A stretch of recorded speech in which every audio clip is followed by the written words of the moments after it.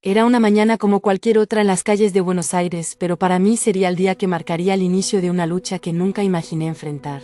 El frío de la madrugada se colaba por los huecos de mi abrigo desgastado, mientras intentaba encontrar un poco de calor en una taza de café que un alma caritativa me había ofrecido. La vida en la calle no era fácil, cada día era una batalla por sobrevivir.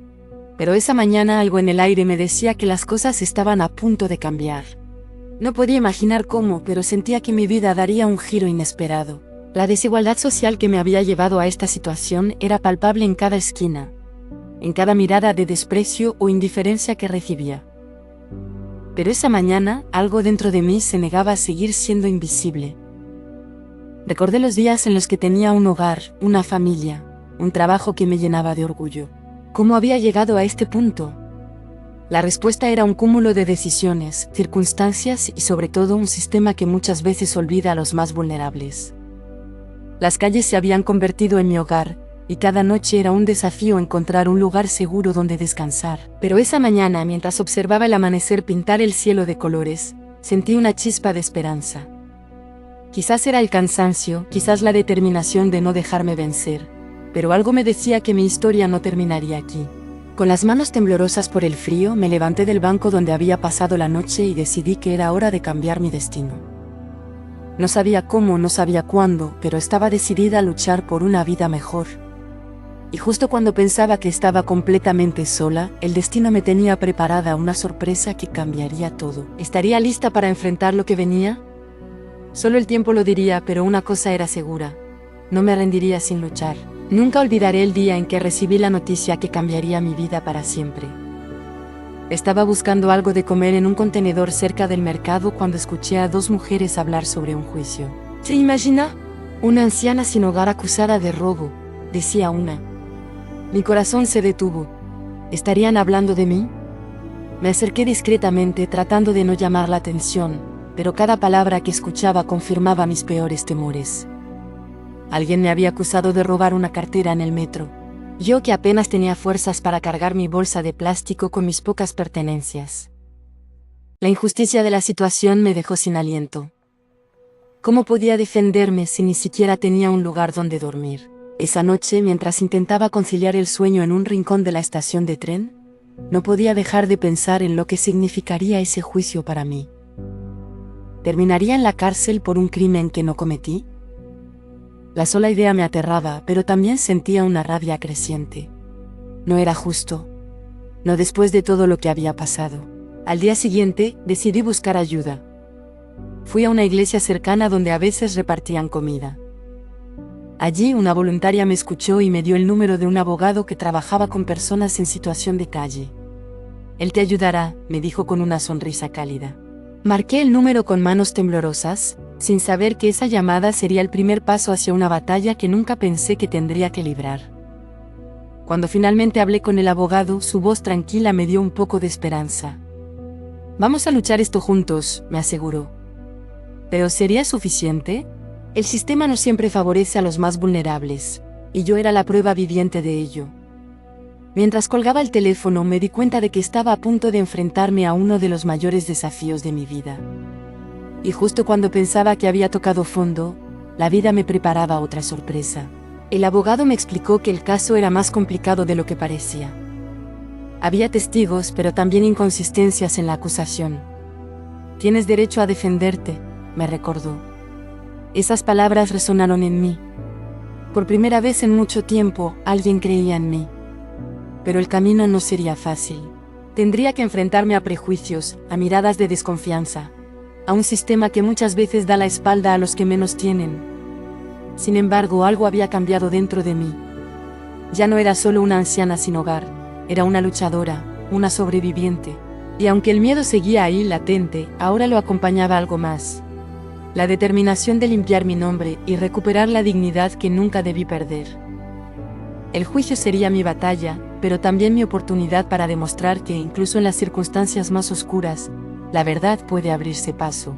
Los días siguientes a conocer la noticia del juicio fueron un torbellino de emociones contradictorias. Por un lado, el miedo se apoderaba de mí cada vez que pensaba en tener que enfrentarme a un tribunal. ¿Quién me creería a mí, una anciana sin hogar, frente a las acusaciones de alguien con una vida estable? Pero por otro lado, una pequeña llama de esperanza comenzaba a crecer dentro de mí gracias a Javier, el abogado que había aceptado tomar mi caso. Su oficina era modesta, pero para mí era un santuario donde por primera vez en años me sentí tratada como una persona. No te preocupes, vamos a prepararnos bien, me decía mientras revisábamos los detalles del caso una y otra vez. Cada reunión con Javier era un desafío. Tenía que recordar dónde había estado ese día, qué había hecho, aunque los días en la calle a menudo se mezclaban en mi memoria como un sueño difuso. A veces la frustración me ganaba. ¿De qué sirve todo esto?, le pregunté en un momento de debilidad. Javier me miró con esos ojos sinceros que parecían ver más allá de mi apariencia desgastada. Sirve porque es la verdad, y la verdad siempre vale la pena, respondió.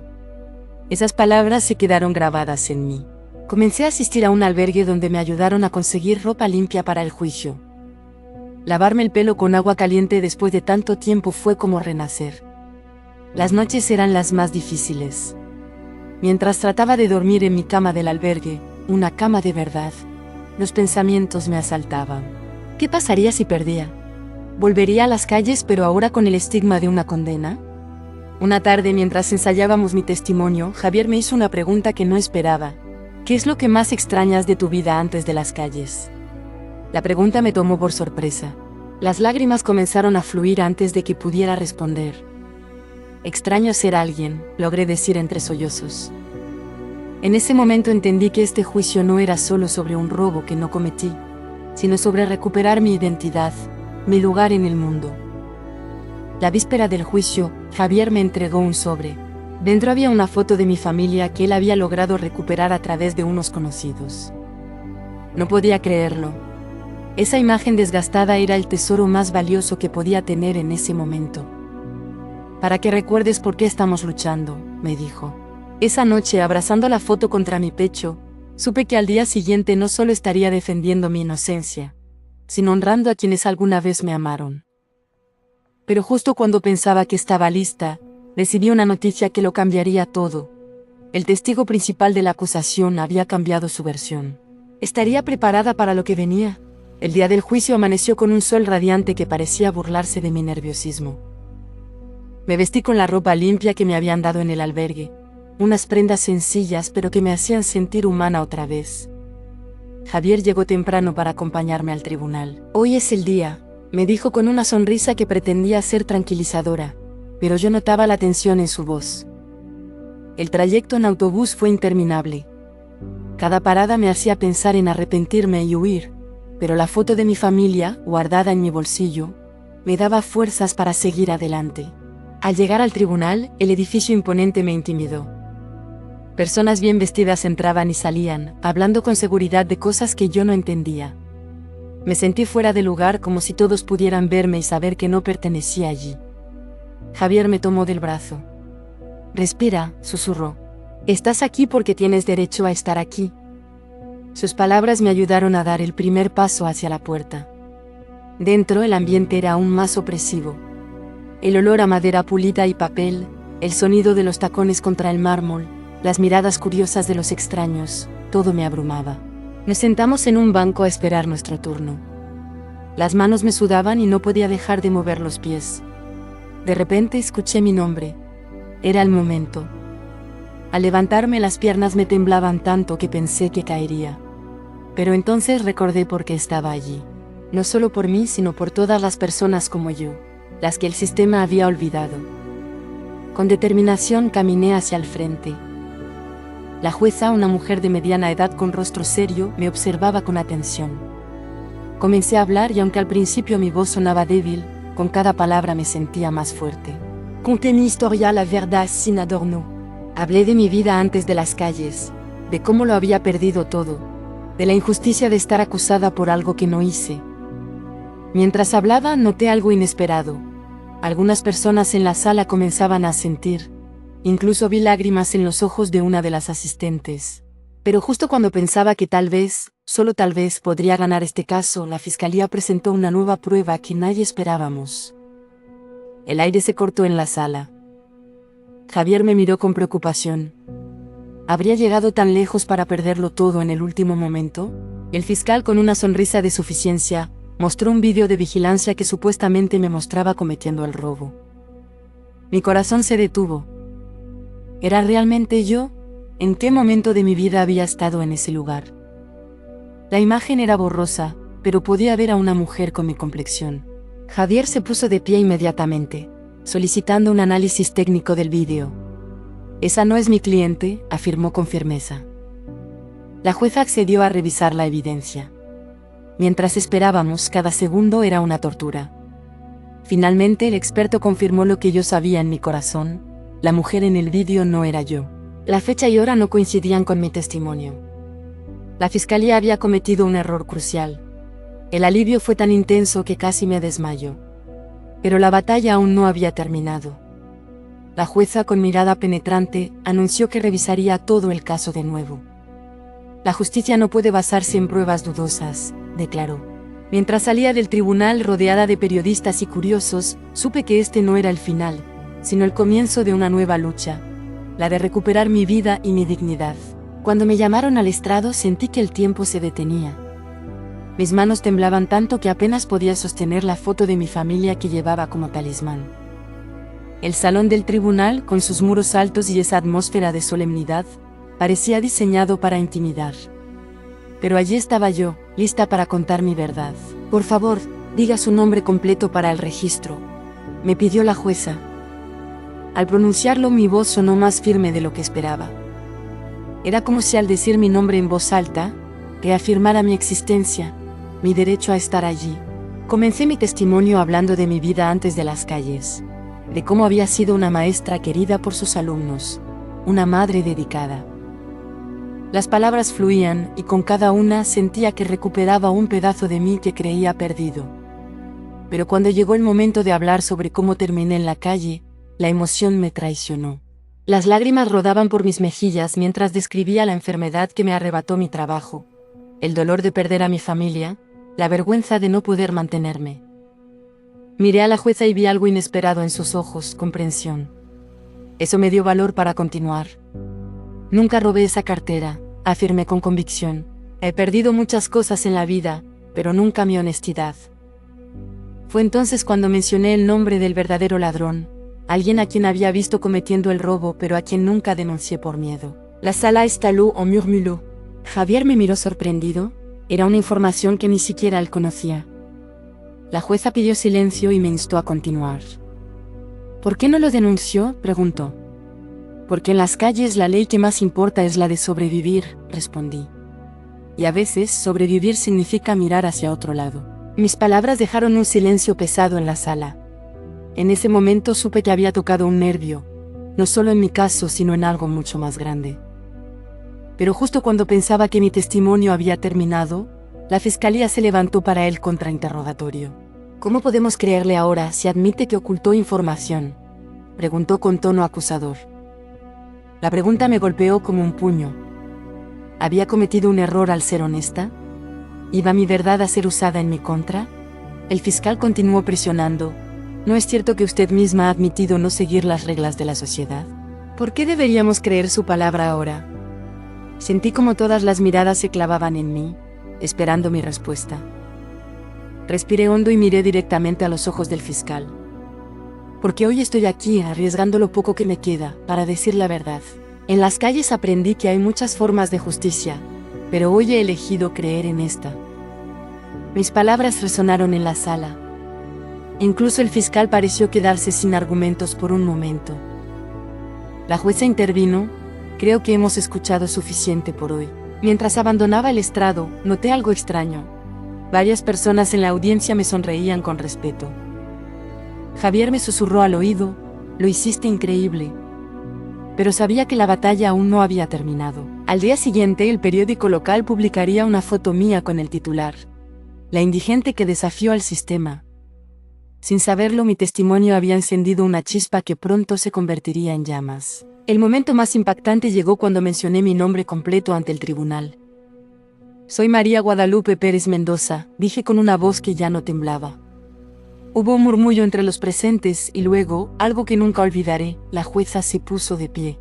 Uno por uno, cada miembro del tribunal siguió su ejemplo, hasta que toda la sala estaba en pie. Mis ojos se llenaron de lágrimas al comprender lo que estaba sucediendo. No era un gesto de lástima, sino de respeto. La jueza, con los ojos brillantes, dijo: «Doña María, su nombre es conocido en esta comunidad por su labor como maestra durante 35 años. Muchos de nosotros fuimos sus alumnos». El corazón me latía tan fuerte que pensé que todos podrían escucharlo. De repente, ya no era solo una anciana sin hogar acusada de robo. Era la señorita María, la maestra que había formado a generaciones. El fiscal, visiblemente afectado, bajó la mirada. Uno de los asistentes del jurado, un hombre joven, se acercó y me dijo: «Usted me enseñó a leer, señorita». La emoción me embargó, pero justo cuando pensaba que el juicio tomaría un giro inesperado a mi favor, la fiscalía presentó una objeción sorprendente. «El pasado de la acusada no cambia los hechos actuales», argumentó. La jueza, con expresión grave, anunció que necesitaba tiempo para deliberar. El tribunal se levantó nuevamente cuando abandoné el estrado, pero esta vez noté algo diferente en sus miradas: duda. ¿Habría sido suficiente mi testimonio? ¿O el sistema seguiría su curso implacable, sin importar quién era yo?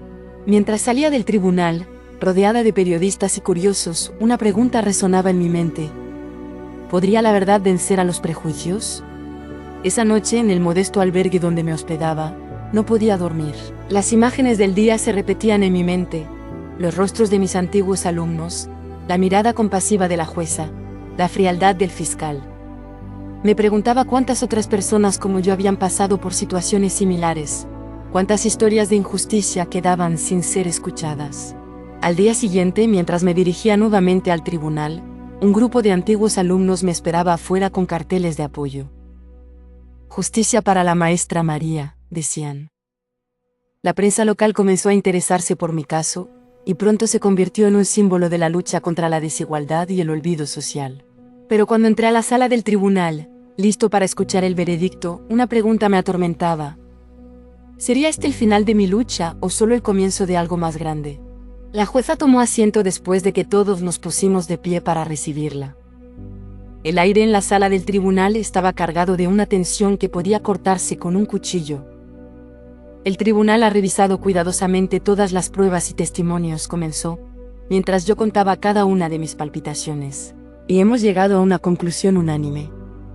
En ese momento, una mujer que había estado sentada discretamente en la parte trasera de la sala se levantó de repente. «Disculpe, su señoría», interrumpió con una voz que me resultó vagamente familiar. Todos los ojos se volvieron hacia ella, incluidos los míos. Cuando se acercó, el corazón me dio un vuelco.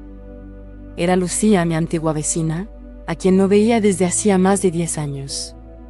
«Tengo información crucial para este caso», anunció, sosteniendo en sus manos un sobre manila. La jueza, aunque claramente sorprendida por la interrupción, asintió con la cabeza. «Proceda». Lucía se dirigió hacia mí, sus ojos llenos de lágrimas. «María, lo siento mucho. He guardado esto durante demasiado tiempo». Abrió el sobre y sacó una carta y una fotografía. «Esta es la prueba de que María no pudo haber cometido el robo del que se le acusa. Estaba conmigo ese día, ayudándome con mi hijo enfermo». La fotografía mostraba a las dos juntas en el hospital con fecha del día del supuesto robo. La sala estaló, murmuró. El fiscal se puso de pie, protestando, pero la evidencia era irrefutable. La jueza examinó los documentos cuidadosamente antes de dirigirse al fiscal. «¿Qué tiene que decir sobre esto?». El fiscal, visiblemente incómodo, no pudo ofrecer una respuesta inmediata. Fue entonces cuando la jueza pronunció las palabras que cambiarían mi vida para siempre. «En vista de esta nueva evidencia, el caso contra la señora María Guadalupe Pérez Mendoza es desestimado». La oleada de alivio que sentí fue tan intensa que mis piernas cedieron. Javier, mi abogado, me sostuvo mientras la sala estallaba en una mezcla de aplausos y exclamaciones de sorpresa. Pero justo cuando pensaba que todo había terminado, Lucía se acercó y me susurró algo que me dejó helada. «María, hay algo más. Alguien más sabe la verdad sobre lo que realmente sucedió ese día, y no se detendrá ante nada para silenciarnos». El miedo regresó en un instante. ¿Quién más estaba involucrado en esto? ¿Y por qué querían silenciarnos ahora, después de todos estos años? Después de que el tribunal desestimara los cargos en mi contra, pensé que por fin podría respirar tranquila. Pero las palabras de Lucía sobre alguien que quería silenciarnos resonaban en mi mente como un eco perturbador. Esa noche, en el pequeño cuarto que un albergue para mujeres me había proporcionado, me senté en la cama con las manos temblando. Las paredes parecían cerrarse a mi alrededor mientras repasaba mentalmente cada detalle del juicio, cada rostro en la sala del tribunal. ¿Quién podría querer hacerme daño? ¿Y por qué ahora? Al mirar por la ventana, vi el reflejo de una mujer que apenas reconocía. Ojos hundidos, rostro marcado por el tiempo y las dificultades, pero con una chispa de determinación que no se apagaba. Era esa chispa la que me había mantenido viva en las calles, la que me llevó a enfrentar el juicio, y la que ahora me decía que no podía bajar la guardia. Al día siguiente, decidí visitar a Lucía para entender mejor la amenaza que pesaba sobre nosotras.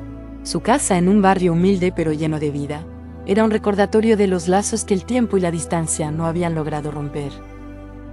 «No te metas en esto, María», me rogó mientras servía café. «Hay gente poderosa involucrada». Pero yo ya no era la mujer asustadiza que había llegado a ese tribunal semanas atrás. Había recuperado mi voz, y con ella, mi fuerza.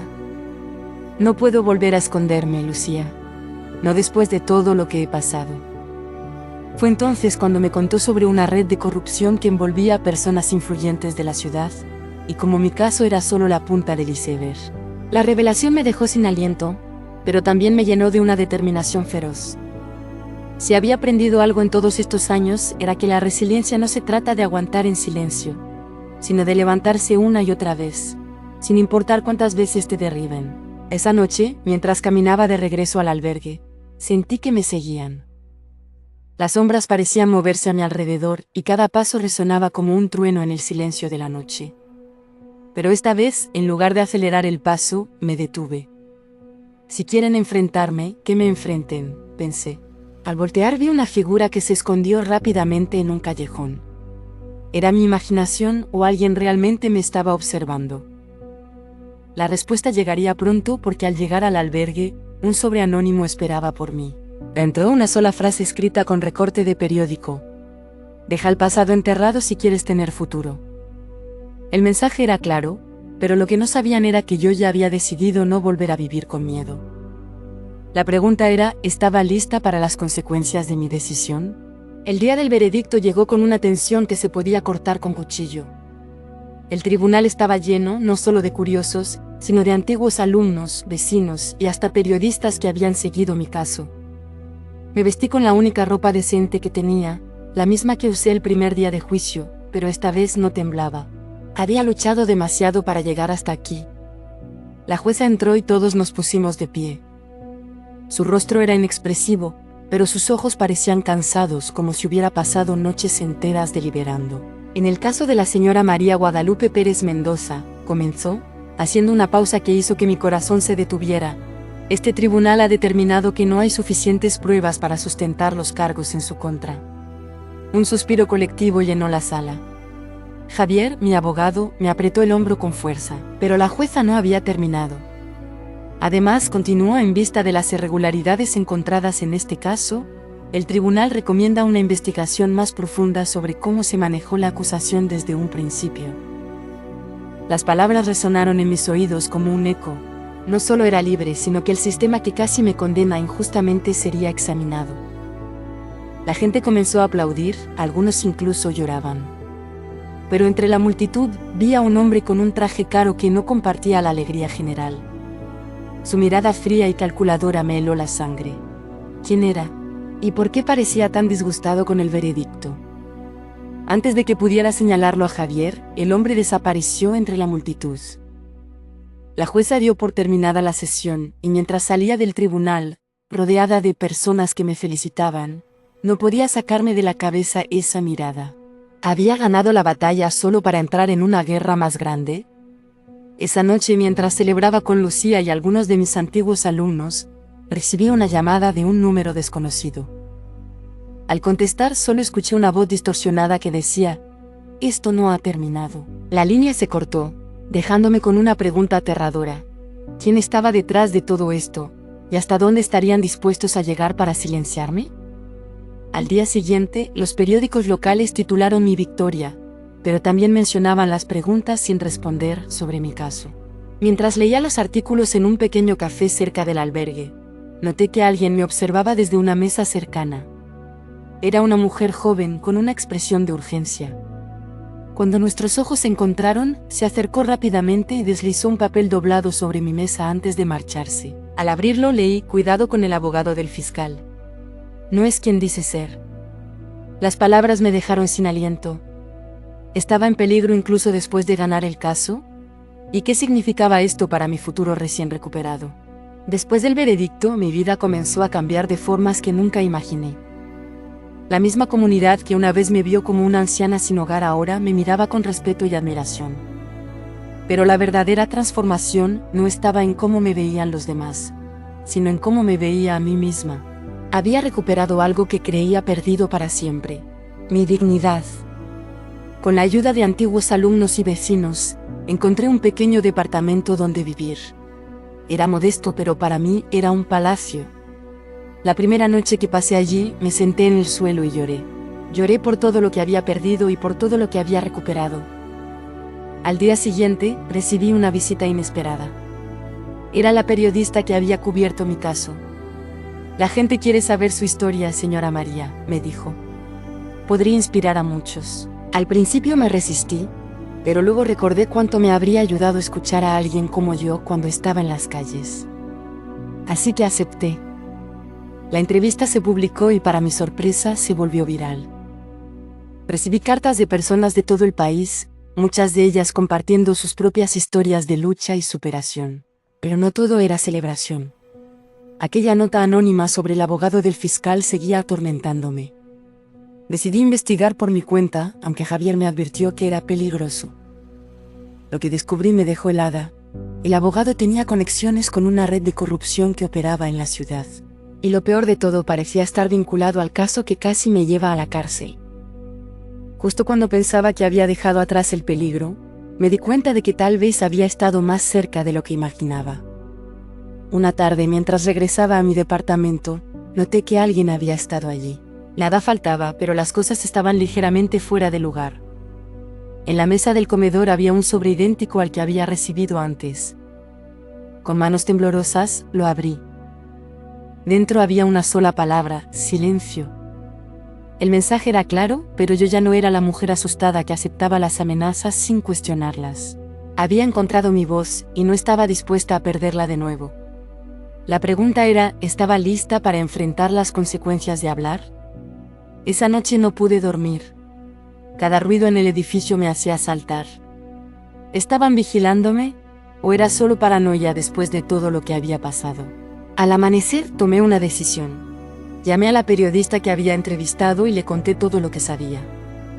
Esto es más grande que yo, le dije. Si algo me pasa, al menos la verdad estará ahí fuera.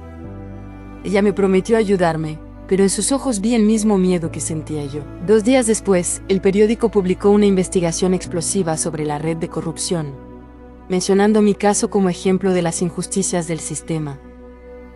La ciudad entera se conmocionó. Pero mientras leía los titulares, recibí otro mensaje anónimo: has elegido mal. Esta vez no hubo miedo, solo determinación. Sabía que había cruzado un punto sin retorno, pero también que era la única forma de asegurar que mi lucha no había sido en vano. La verdad estaba saliendo a la luz, y con ella tal vez la justicia que tanto había anhelado. Nunca imaginé que mi historia pudiera unir a tantas personas. Después de que el periódico publicara la investigación sobre la red de corrupción, algo extraordinario comenzó a suceder. Mi pequeño departamento se llenó de visitas, antiguos alumnos, vecinos, incluso completos desconocidos que querían mostrar su apoyo. No estás sola en esto, me decían, mientras compartíamos café y pan recién horneado que traían. La solidaridad de la comunidad era como un abrazo cálido en medio del frío que había vivido por tanto tiempo.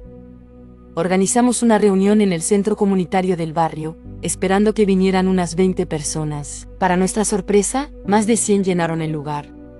Había rostros de todas las edades, jóvenes estudiantes, madres con sus hijos, ancianos que recordaban mis días como maestra. Cuando me paré frente a ellos, vi en sus ojos no lástima, sino admiración y fuerza. Esta lucha no es solo mía, comencé a decir, y sentí como mis palabras resonaban en el silencio atento de la sala. Es de todos los que han sido víctimas de injusticias. Uno a uno fueron levantando la mano para compartir sus propias experiencias.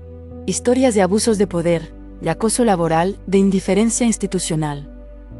Con cada testimonio, algo se movía dentro de mí. Ya no era solo María la maestra, o María la indigente, o María la acusada injustamente. Era parte de algo más grande. Al terminar la reunión formamos un comité para dar seguimiento a los casos de corrupción y ayudar a otros en situaciones similares a la mía. La energía en el aire era electrizante, llena de esperanza. Pero justo cuando pensábamos que el cambio real era posible, recibimos una noticia que nos dejó a todos en shock. El abogado del fiscal, aquel que estaba vinculado a la red de corrupción, había presentado una demanda contra mí por difamación. Las risas y los abrazos de minutos antes se convirtieron en miradas de preocupación. Esto es una táctica para intimidarnos, dijo Javier, que había llegado al final de la reunión. No pueden silenciar a toda una comunidad. Sus palabras eran valientes, pero yo veía el miedo en los ojos de los presentes. ¿Estarían dispuestos a seguir apoyándome ahora que las cosas se ponían realmente peligrosas? Esa noche, mientras ordenaba los papeles de la reunión, sonó mi teléfono. Era un mensaje de texto de un número desconocido. Por cada persona que se una a ti, habrá consecuencias.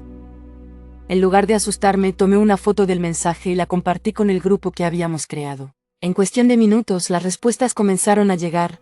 No nos asustan, estamos contigo. La unión hace la fuerza. Por primera vez en mucho tiempo, supe que no importaba lo que viniera. Ya no estaría sola. Pero una pregunta quedó flotando en el aire. ¿Hasta dónde estarían dispuestos a llegar aquellos que querían silenciarnos? Hoy, mientras miro por la ventana de mi pequeño departamento, veo el mismo parque donde dormí tantas noches bajo las estrellas. Pero ya no soy la misma mujer. Estos meses han sido un viaje de regreso a mí misma, de redescubrir quién soy más allá de las etiquetas que el mundo me puso: pobre, indigente, acusada. La vida tiene una forma peculiar de enseñarnos lecciones cuando menos lo esperamos. Aprendí que la dignidad no se pierde, solo a veces se esconde bajo capas de dolor y desesperación.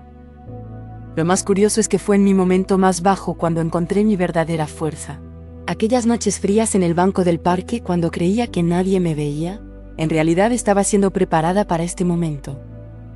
Ahora entiendo que cada persona que pasó junto a mí sin mirarme, cada moneda que me dieron o que me negaron, cada mirada de desprecio o de compasión, todo era parte del camino que me llevaría aquí. Pero la vida nunca deja de sorprendernos. Justo cuando creía haber encontrado cierta paz, recibí una carta.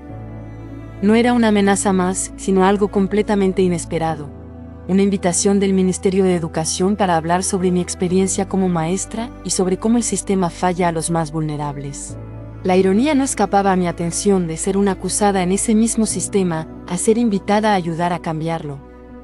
Sin embargo, mientras sostenía ese papel oficial con el escudo nacional, no podía evitar preguntarme: ¿estarían realmente listos para escuchar lo que tengo que decir?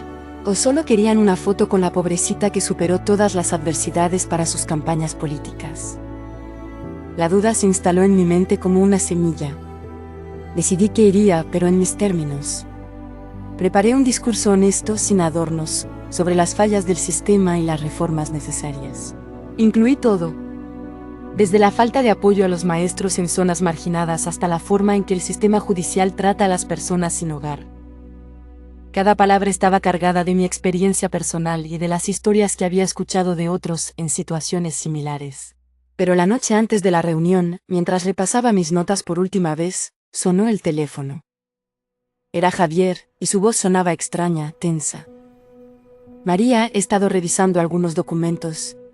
Hay algo que necesitas saber sobre quién está realmente detrás de tu invitación al ministerio. El tono de su voz me hizo congelar. ¿Había aceptado esta oportunidad solo para caer en otra trampa? ¿Estaría a punto de ser usada nuevamente como un peón en algún juego político? Las palabras de Javier resonaban en mi cabeza. El subsecretario que firmó tu invitación tiene conexiones con la misma red de corrupción que intentó encarcelarte. El suelo pareció moverse bajo mis pies. ¿Era esto una trampa elaborada o una oportunidad divina para enfrentar a mis enemigos en su propio terreno? Al colgar el teléfono, miré el discurso que había preparado con tanto cuidado. Cada palabra ahora parecía tener un peso diferente. Si asistía a esa reunión, estaría caminando directamente hacia la boca del lobo. Pero si no iba, no estaría dejando que el miedo ganara otra vez. La respuesta cuando llegó fue tan clara como inesperada. Iría, pero no sola. Llamé a los miembros más comprometidos de nuestro grupo comunitario, a la periodista que había investigado mi caso, incluso a algunos de mis antiguos alumnos que ahora eran abogados. Juntos convertiríamos esa reunión en algo que ellos no esperaban. Mientras doblaba cuidadosamente mi discurso y lo guardaba en el bolsillo de mi saco, una sonrisa se dibujó en mi rostro. Mañana sería un día interesante, de eso estaba segura.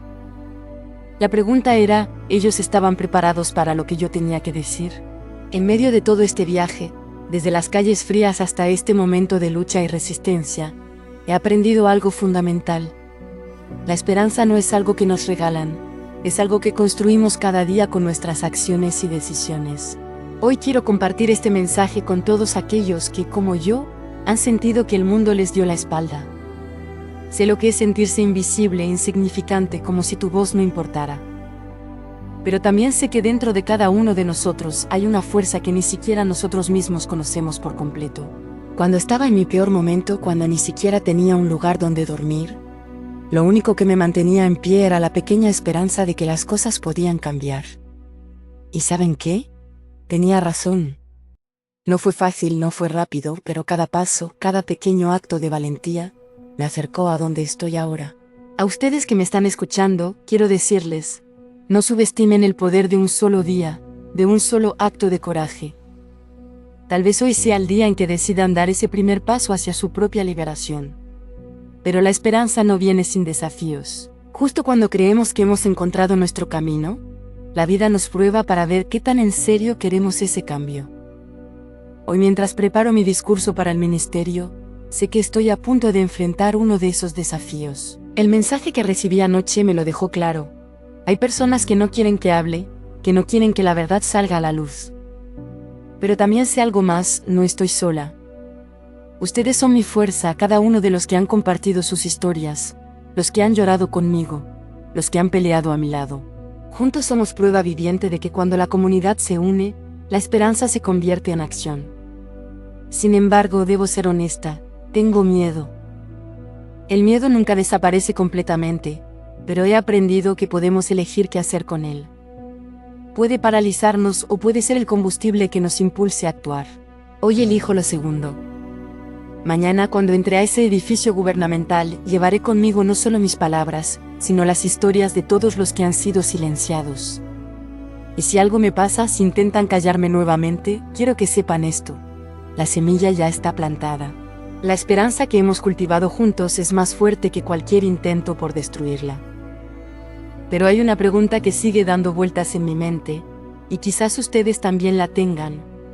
¿Qué pasará cuando los poderosos se den cuenta de que no pueden detenernos? El día de la reunión en el ministerio amaneció con un cielo despejado, como si el universo mismo estuviera de mi lado. Me vestí con el mismo traje que usé en el tribunal, pero esta vez no temblaba. Había ensayado mi discurso frente al espejo tantas veces que las palabras parecían haberse convertido en parte de mí. Al salir de mi departamento me encontré con una sorpresa. Una pequeña multitud se había reunido frente al edificio. Eran miembros de nuestra comunidad, antiguos alumnos, vecinos y hasta algunos periodistas. No vas sola, me dijo Lucía, entregándome una taza de café. El gesto simple pero lleno de amor me recordó por qué estaba haciendo esto. El camino al ministerio fue como un sueño. Con cada paso sentía el peso de las miradas de la gente en la calle. Algunos me reconocían y asentían con respeto. Otros, especialmente aquellos con trajes caros y expresiones duras, fruncían el ceño. Pero nada me preparó para lo que encontraría al llegar. El subsecretario, el mismo que según Javier tenía conexiones con la red de corrupción, me recibió personalmente. Su sonrisa era demasiado amplia, sus palabras demasiado dulces. «Qué honor tenerla aquí, señora María», dijo tomando mi mano entre las suyas. Su apretón era firme, casi doloroso, como una advertencia disfrazada de saludo. La sala de conferencias estaba llena de funcionarios, periodistas y cámaras. Mientras me dirigía al podio, noté a Javier sentado en la primera fila, su expresión seria pero alentadora. Respiré hondo y comencé a hablar. Mis primeras palabras fueron de agradecimiento, pero rápidamente pasé a lo importante: las fallas del sistema, la corrupción, la necesidad de cambio. Con cada frase, veía cómo el subsecretario se ponía más tenso. Cuando mencioné específicamente los casos de corrupción que habíamos investigado, su sonrisa desapareció por completo. Fue entonces que sucedió algo inesperado. Un hombre del público se puso de pie y comenzó a aplaudir. Luego otro y otro más. Pronto, casi toda la sala estaba de pie, aplaudiendo. Todos excepto el subsecretario y su círculo cercano, cuyas caras mostraban una mezcla de ira y miedo. En ese momento supe que habíamos ganado algo más importante que cualquier batalla legal. Habíamos ganado visibilidad, habíamos ganado voz. Pero mientras bajaba del podio sintiendo la euforia del momento, noté al subsecretario hablando en voz baja con uno de sus asistentes, lanzándome una mirada que me heló la sangre. La lucha estaba lejos de terminar, y ahora sabía exactamente contra quién estábamos luchando. La pregunta era, ¿qué estarían dispuestos a hacer para protegerse? Después de todo lo vivido, después de cada batalla, cada lágrima y cada victoria, puedo decir con certeza que valió la pena. El discurso en el ministerio fue solo el comienzo. Las investigaciones periodísticas basadas en nuestras denuncias llevaron a la destitución del subsecretario y varios de sus colaboradores. La red de corrupción que una vez me amenazó está ahora bajo investigación. Pero más importante aún, nuestra comunidad se ha fortalecido. Creamos un fondo de ayuda legal para personas en situaciones vulnerables, bautizado Fondo María en mi honor. Aunque siempre digo que el verdadero honor es poder ayudar a otros. Hoy tengo un pequeño apartamento cerca del parque donde alguna vez dormí, pero ya no soy la anciana sin hogar. Soy la señora María, la maestra, la luchadora, la sobreviviente. Mis días los paso ayudando en el albergue que me acogió y dando charlas en escuelas sobre resiliencia y justicia social. Javier se convirtió en un gran amigo y sigue siendo mi abogado, aunque ahora trabajamos más en proyectos comunitarios que en casos judiciales. Lucía y su hijo viven en el mismo edificio que yo, y su pequeño me llama abuela. La vida me dio una segunda oportunidad y he aprendido a apreciar cada pequeño momento. Pero esta historia no es solo mía. Es de todos los que se identificaron con mi lucha, los que me apoyaron, los que compartieron sus propias historias. Juntos demostramos que el cambio es posible cuando nos unimos y alzamos la voz. Aún hay días difíciles, momentos en que las pesadillas del pasado regresan, pero ahora sé que no estoy sola. La comunidad que construimos sigue creciendo, y cada nueva persona que se une nos hace más fuertes. Hemos creado talleres de empoderamiento legal, programas de reinserción social y hasta un pequeño jardín comunitario donde cultivamos alimentos y esperanza. Las cicatrices siguen ahí, pero ahora las veo como recordatorios de lo lejos que he llegado, no de lo que perdí. Antes de despedirme, quiero agradecerles por acompañarme en este viaje. Si esta historia tocó su corazón, no olviden darle like al video y suscribirse al canal. Hay muchas más historias de esperanza y superación por contar, y me encantaría que fueran parte de esta comunidad. La vida puede ser dura, pero juntos podemos hacerla más justa y hermosa. Hasta pronto, amigos. Y recuerden, nunca subestimen el poder de un alma decidida a cambiar su destino.